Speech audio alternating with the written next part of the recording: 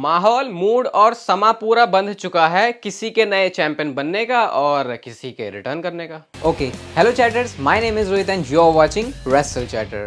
तो इस वीडियो में गाइस हम लोग बात करने वाले हैं आज भी मंडे नाइट रॉ के एपिसोड के बारे में, जो कि क्राउन जूल से पहले डब्ल्यूडब्ल्यूई का रॉ का आखिरी एपिसोड था। कुछ तगड़ी चीजें डब्ल्यूडब्ल्यूई ने इसमें दिखाई हैं। सबसे पहले जो मंडे नाइट रॉ की स्टार्टिंग है वो करती है जजमेंट डे। रिया रिप्ली होती है, साथ में जेडी मैकडोना होते हैं, डोमिनिक मिस्टीरियो होते हैं। और ये बात सोचो जब जजमेंट डे एक हील है और उस टाइम पे जब रिया रिप्ली माइक पे बोलने लगेंगी तो क्या एक्सपेक्ट करेंगे कि यार हील चीयर तो कहीं से होगी नहीं, बू होगी तगड़ी वाली। लेकिन रिया रिप्ली के केस में बिल्कुल अलग है। जैसे ही उन्होंने माइक पे बोला, लिटरली आप बता नहीं सकते कि ये किसी एक हील सुपरस्टार ने जस्ट अभी शो को किक ऑफ किया है। ऐसा देख के लग रहा था भाई ये तो डब्ल्यूडब्ल्यूई का सबसे बड़ा वाला फेस है। रिया रिप्ली को इतने सारे जो चैंट्स वो मिल रहे होते हैं। वो जजमेंट डे की डोमिनेशन की बात करती है, डोमिनिक मिस्टीरियो की बात करती है कि आज इसका रिकोशे के साथ मैच होने वाला है और एक ऐसे रिकोशे को हराने वाला है। Seth Rollins and Drew McIntyre के डिसीजन की भी बात करी उन्होंने कहा कि जो भी बंदा हमारे डिसीजन के हिसाब से रहेगा तो फिर डिपेंड करेगा कि कौन क्राउन जूल में चैंपियन बन के बाहर जाने वाला है। फेटल 5 पे अपने खुद के मैच की भी बात करती है जो कि क्राउन जूल में उनका होगा। और ऐसा बोलते बोलते ही सैमी ज़ेन का थीम सॉन्ग प्ले हो जाता है। रिया रिप्ली इतने गुस्से में होती है, यार मेरे को किसी ने आके इंटरप्ट कर दिया। और वो कहते हैं कि यार मैं पागल हो चुका हूं तुमको सुन के। तुम अपनी बातें करते हो, डोमिनेशन की बात करते हो, तुम पावर की बात करते हो। मैं अपनी पूरी जिंदगी ऐसे लोगों से लड़ते हुए आया हूं जो कि अपने पावर के दम पे अपना जो है दबदबा बनाने की कोशिश करते हैं, लेकिन मैंने उन सबको हराया है। 1-on-1 की बात हो, 2-on-1 की बात हो, 3-on-1 की बात हो, 5-on-1 की बात हो, सैमी ज़ेन किसी से भी लड़ सकते हैं। मतलब अपने प्रोमो के अंदर बिल्कुल मुंह से बातें नहीं, आग उगलने का काम करते हैं सैमी ज़ेन। इसके बाद रिया रिप्ली कहती है अच्छा चलो ऐसा है तो क्यों ना डेमन प्रीस्ट के अगेंस्ट तुम आज जाओ, मैच कर लेते हैं। और जब ये सब होता है तो इन सारों ने मिलकर घेर लिया सैमी ज़ेन को, जिसके बाद रिकोशे सेव करने के लिए आते हैं और इसके बाद जजमेंट डे को जो है वहां से जाना पड़ जाता है। एंड नेक्स्ट यहाँ पर डोमिनिक मिस्टीरियो और रिकोशे का ही मैच था। पता नहीं रेयरली ऐसा होता है मैचेस के अंदर, लेकिन आज डोमिनिक मिस्टीरियो ने पूरे मैच में शुरुआत में डोमिनेट किया। यूजुअली हर कोई डोमिनिक मिस्टीरियो को बजा रहा होता है, लेकिन यहाँ पे शुरू में डोमिनिक मिस्टीरियो ने जो है काफी सही किया। एक मर्चेंडाइज उसे डब्ल्यूडब्ल्यूई कर सकती है, डर्टी डोमिनेटिंग डोमिनिक। तो ये एक मर्चेंडाइज का आइडिया जो कि मेरी तरफ से डब्ल्यूडब्ल्यूई वालों अगर फ्री में लेना चाहो तो ले सकते हो। रिकोशे के हाई फ्लाइंग मूव्स और वो जो सब कर रहे थे, जबकि डोमिनिक मिस्टीरियो भी हाई फ्लाइंग एक्शन करते हैं, लेकिन रिकोशे के सामने ऐसा लग नहीं रहा था। ऐसा लगा था भाई डोमिनिक मिस्टीरियो तो कोई ऐसा नॉर्मल सा बंदा है जिसको हाई फ्लाइंग मूव्स आते नहीं है। कर रहे थे वो, लेकिन वो नजर नहीं आ रहे थे रिकोशे के सामने। डिस्ट्रैक्शन तो होती है और इसकी वजह से डोमिनिक मिस्टीरियो मैच को जीत गए। रिकोशे को पता नहीं वो एप्रन पे खड़े होते उसके अंदर से ही ऐसे खींच के उन्होंने पिन कर दिया। मैच खत्म होने के बाद रिकोशे मारते भी हैं जेडी मैकडोना का, तो वो साइड में लगा लेते हैं। जब वो टॉप रोप पे जाते हैं अपने स्प्लैश के लिए तो रिया रिप्ली डोमिनिक मिस्टीरियो को बचा लेती है। तो आज रिया रिप्ली ने पूरा अच्छा सा काम किया इस मैच में, पूरी जजमेंट डे जो कि फायदे का काम करती है जजमेंट डे के हर मेंबर के लिए। इसके बाद गए शो पर क्रीड ब्रदर्स का डेब्यू होने वाला था। अल्फा अकेडमी के साथ उनका मैच था, बहुत अच्छा मैच था ये। ऐसा लग रहा था कि क्रीड ब्रदर्स को ऐसा दिखा रहे हैं भाई बहुत अच्छी रेसलिंग करते हैं, जो कि वो एनएक्सटी से पहले करते हुए भी आ रहे हैं। डबल स्प्लैश हमने जो इसमें देखा भाई, पहले चैट गेबल ने भी मारा, मतलब वो तो बिल्कुल कूल मूवमेंट था कि अरे एक के बाद एक दोनों एक दूसरे के ऊपर कूद के बिल्कुल सैंडविच सा बना रहे हैं। अकीरा टोजावा भी रिंग साइड में थे भाई, उनको भी टीवी टाइम मिला आज। और इसके बाद मैच के एंड में डबल टीम मूव के साथ क्रीड ब्रदर्स इस मैच को जीत जाते हैं। मैच खत्म होने के बाद दोनों टीम्स ने आपस में भाईचारा भाई बंधुपना भी दिखाया जब इन्होंने हैंडशेक किया। इसके बाद गए शो पर आता है मिस टीवी का हैलोवीन एडिशन वाला मिस टीवी सेगमेंट, और आज मिस का हो चुका है फेस टर्न। ये जो रूमर है वो ऑलरेडी आ गया था कि मंडे नाइट रॉ में डब्ल्यूडब्ल्यूई मिस को आगे बेफेस बनाने का प्लान कर रही है, लेकिन वो आज के रॉ के एपिसोड में था, ये किसी को पता नहीं था। फर्स्ट एवर वो कहते हैं कि टीवी शो पर गुंथर आने वाला, इंटरकॉन्टिनेंटल चैंपियन होने के नाते वो उनको इंट्रोड्यूस करते हैं। पहली बार इंट्रोड्यूस किया, गुंथर नहीं आया, तो मिस कहते हैं ओ हाँ देख के लग रहा है कि शायद बंदे का सच में पहली बार आई है। उसके बाद वो दोबारा से इंट्रोड्यूस करते हैं, गुंथर फिर भी निकल के नहीं आए। निकल के कौन आते हैं? विंची एंड लुडविग काइजर, ये दोनों आते हैं। और लुडविग काइजर कहते हैं तेरे को लगता है कि वो तेरे बुलाने से बाहर आएगा, तू ऐसा है क्या? इसके बाद वो मिस को क्लाउन कह के कहते हैं, तो मिस आंसर करते भाई कम से कम मैं क्लाउन हूं लेकिन साइड किक तो नहीं हूं। इतने में क्या होता है, जो विंची है उन्होंने बोलना शुरू किया तो मिस सरप्राइज होते हैं, अरे भाई ये बंदा क्या बोलता भी है, ये बात भी कर सकता है, इसकी तो बड़ी डीप वॉइस है। ऐसा करते करते ही लुडविग काइजर कुछ बोलने जा रहे होते हैं और विंची को तो वो बोलने नहीं देते। लुडविग काइजर कहते हैं जब मैं बोलूंगा या गुंथर बोलेगा तभी तू बोलेगा। विंची को पता नहीं इतना लुल सा है क्यों दिखा रहे हैं। गुंथर का थीम सॉन्ग प्ले होता है, गुंथर बड़े शाही तरीके से अपनी एंट्रेंस करते हैं भाई, सूट बूट में, क्या मस्त सूट बूट में तो नहीं, ऐसे मतलब बिल्कुल भी फॉर्मल लुक नहीं था, लेकिन फॉर्मल और कैजुअल का मिक्सचर वो करके आए थे।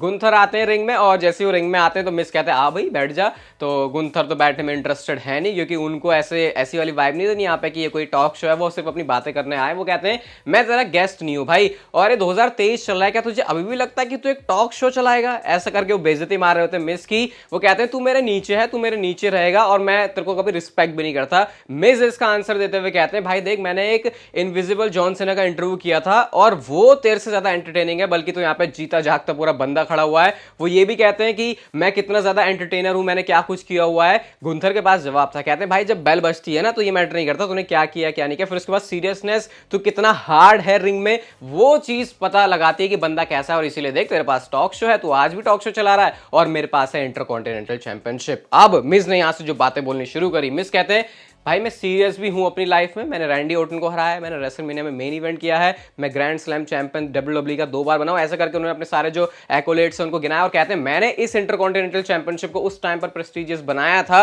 जब इसके बारे में कोई केयर नहीं कर रहा था, और ये अपने वो 2017-18 के दौर की बात कर रहे थे। एंड देन अगर मेरे को ये चीज दोबारा से करनी है तो मुझे इसको करने में भी कोई शक या किसी भी तरीके से हेजिटेशन नहीं होने वाली। यानी कि मैं सीधा इंटरकॉन्टिनेंटल चैंपियनशिप की बात कर रहे थे तो वहां पे पंपकिंस रखे हुए होते हैं, हैलोवीन वाला एडिशन था, तो उन्होंने एक पंपकिन उठा के पटक दिया और वो मिस से कहते हैं अब बता तू क्या कर लेगा, कुछ कर सकता है तू? इतने में उन्होंने इंपीरियम यानी कि विंची एंड लुडविग काइजर के ऊपर तो अटैक किया, गुंथर के ऊपर भी अटैक कर रहे होते, लेकिन क्योंकि 3 बंदे थे तो इसलिए ज्यादा कुछ यहां पे मिस कर नहीं पाया। और बैक स्टेज से जाके एडम पियर्स से वो इंटरकॉन्टिनेंटल चैंपियनशिप के लिए मैच मांग रहे हैं, और WWE ने मल्टीपर्सन मैच जो है उसको बुक भी किया है, जो इंटरकॉन्टिनेंटल चैंपियनशिप के लिए नंबर 1 कंटेंडर बनने के लिए होगा। तो जिस तरीके से इंटरकॉन्टिनेंटल चैंपियनशिप को दिखा रहे हैं आज, जैसे मिज ने अपना काम किया नेक्स्ट लेवल, उसको देख के सही में बहुत ज्यादा मजा आया। इसके बाद DIY वर्सेस इंपीरियम का मैच ही होना था। इसके बाद इस मैच में एक खास बात जो मुझे लगी वो था जो DIY का फिनिशर है, बहुत अट्रैक्टिव है, वो मीट इन द मिडिल, वो उन्होंने लगाया और इस मैच में जो DIY है वो जीत गई है। मुझे लग रहा है ट्रिपल एच का बहुत गंदा एक्सपेरिमेंट जाने वाला है ये।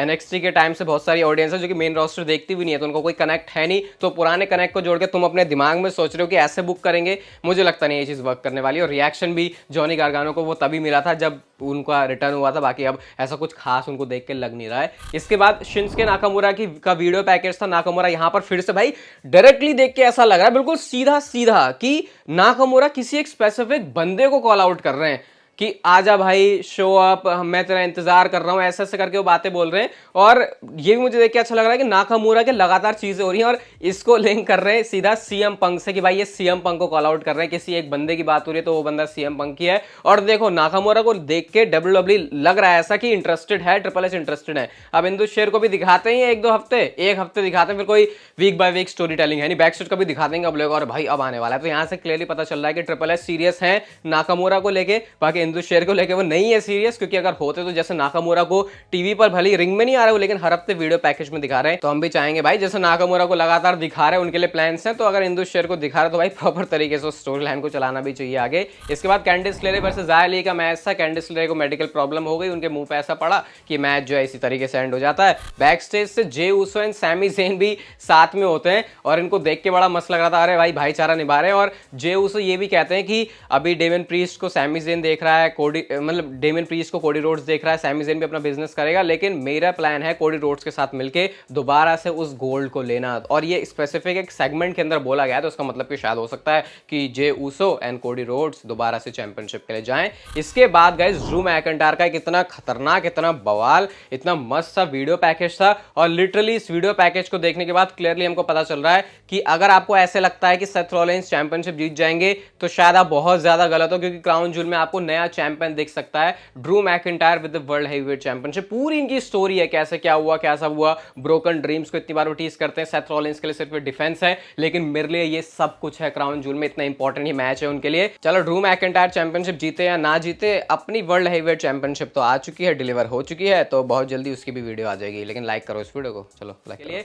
सेथ रॉलिंस ने इसके बाद आके ना मंडे नाइट रॉ पे प्रोमो भी कट किया और वो अपनी प्रिपरेशन की बात करते हैं, कैसे आज जेडी मैकडोना को हरा के प्रिपरेशन करेंगे। लेकिन हर हर किसी बंदे का बुरा टाइम था। ये जो ड्रू मैकिंटायर बार बार रोने रोने कर रहा है ना अपने कि भाई मेरे को एक मूवमेंट मिला, पेंडेमिक आ गया था, तो ड्रू मैकिंटायर की बेइज्जती करते हुए क्राई मी अ रिवर करके सबसे पहले वो बोलते हैं। ये सीधा सीधा रेफरेंस था अगेन सीएम पंक के लिए, वो जो उनका एडब्ल्यू में क्राई मी अ रिवर करके जंगल बॉय ने बोला था, उसके बाद वो फायर होने वाली चीज हुई थी उनकी। तो यहां से भाई इतना ज्यादा इतना क्लियर ये टीज है कि भाई क्या ही इसके बारे में और बोले। फिर वो कहते हैं कि यार ये ड्रू मैकिंटायर तो अपना रोना धोना ऐसे ही कर रहा है, हर किसी का बैड टाइम था, किसी के पास खाना नहीं था, किसी के पास जॉब नहीं थी, किसी को ये नहीं पता था कि आप अपने सबसे प्यारे बंदे, अपने सबसे इंपॉर्टेंट बंदे से मिलेगा तो तू अपना ये जो रोना धोना है ना इसको जरा साइड में रख। और उसके बाद वो कहते हैं कि भाई मुझे पता है तेरे अंदर पोटेंशियल है, और इससे पहले जब तूने मेरे सामने टाइटल डिफेंस किया था तो मैंने ही तेरा हाथ ऐसे मिलाया था, और अगर तू क्राउन जूल में ये करता है तो भी मैं दोबारा से ये करूंगा अगर तू चैंपियनशिप जीत रहा है, लेकिन मैं वो बंदा हूं नहीं जिसको तूने पहले हराया था। इसके बाद जेडी मैकडोना आके अटैक कर देते हैं उनके ऊपर। सेथ रॉलिंस जेडी मैकडोना का मैच था।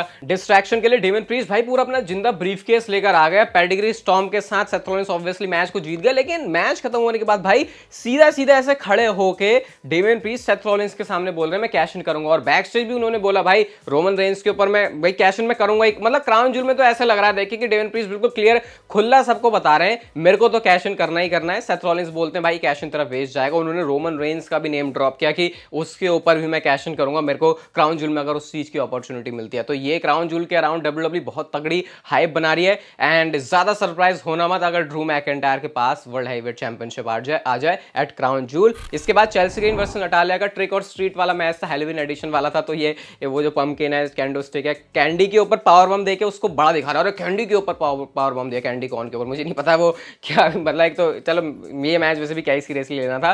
टेबल के नीचे ना ऐसे पंपकिन हटाते हैं तो वहां से निकी क्रॉस की मुंडी बाहर निकल के आती, तो निकी क्रॉस का वो क्रीपी वाला बिहेवियर स्टिल कंटिन्यू है। मैच के रिजल्ट की बात करें तो चेल्सी ग्रीन इस मैच को जीत जाती है। अब शो के मेन इवेंट में सैमी ज़ेन और डेमियन प्रीस्ट का मैच था। रिंग साइड पर जजमेंट डे है तो ऑब्वियसली उसका नुकसान तो उनका होना ही है। जे ऊसो ने आके मैच की पूरी ऐसी तैसी कर दी। Finn Balor, Dominic Mysterio, even Damian Priest के ऊपर उन्हें अटैक करते हैं तो डिस्क्वालिफिकेशन से मैच जो है वो एंड हो जाता है। कोडी रोड्स तो डेमियन प्रीस्ट को बजाना चाह रहा है अनाउंसर टेबल के ऊपर, लेकिन जेडी मैकडोना ने हेल्प करके खुद ही अपने ऊपर 2 क्रॉस रोड्स खा लिए। ऊसो और सैमी ज़ेन ने बाहर आउटसाइड डाइव लगाई, और मैच ये जो भी भसड़ थी खत्म होने के बाद कोडी रोड्स कहते हैं भाई तू ना हमेशा पीछे चलता है डोमिनिक मिस्टीरियो के, रिया रिप्ली के और फिन बैलर के, तेरे खुद के बस का कुछ है नहीं। बेसिकली वो टीज कर रहे होते हैं उनके कैश इन को लेके, और क्राउन जूल के अंदर उनको देख लेने की भी बात करते हैं। मंडे नाइट रॉ के एपिसोड में अगेन कोई वाव वाली चीज नहीं थी, लेकिन बहुत सारी बड़ी चीजें थी। सीएम पंक का इतना क्लियर, जो इवन बेकी लिंच ने भी उसको बोला था। साथ में हमने देखा कि ये जो टीज कर रहे हैं कि जो कैश इन है वो होगा, ड्रू मैकिंटायर के चैंपियन बनने की पॉसिबिलिटी यहां से नजर आ रही है। तो वैसे पूरा मेंटेन था, लेकिन अगेन ट्रिपल एच थोड़ा सा बम धमाके वाली चीज भी दिखाओ ताकि और मजा आए। ये वीडियो गाइस अगर आपको अच्छी लगी तो इसे लाइक शेयर सब्सक्राइब और नोटिफिकेशन बेल को ऑन कर दो, and I will see you guys in my next video.